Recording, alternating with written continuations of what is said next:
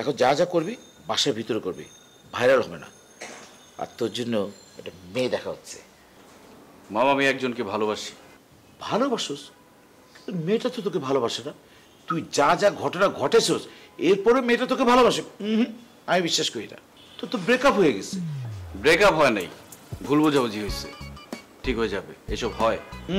না না, ব্রেকআপ হয়েছে। শোন, আমি যে মেয়েটা দেখছি অত্যন্ত বড় ঘরের মেয়ে। তার 3টা বোন আছে, বুঝছো? ছোট ছোট 3টা বোন আছে।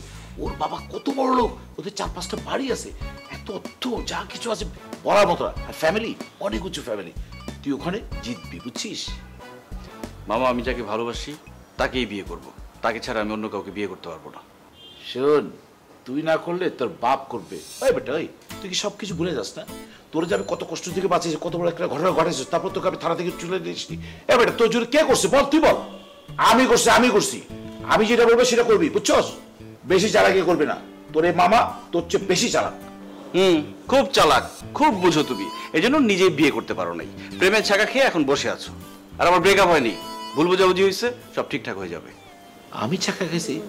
তোরে কে বললো? বলতে হয় না এসব, ছাকা খাওয়া মানুষ দেখলেই বোঝা যায়। কিভাবে বোঝা যায়? অনেকভাবেই বোঝা যায়। আর শোনো, তোমার দেখা মেয়েকে আমি বিয়ে করছি না, ক্লিয়ার এই ব্যাপার।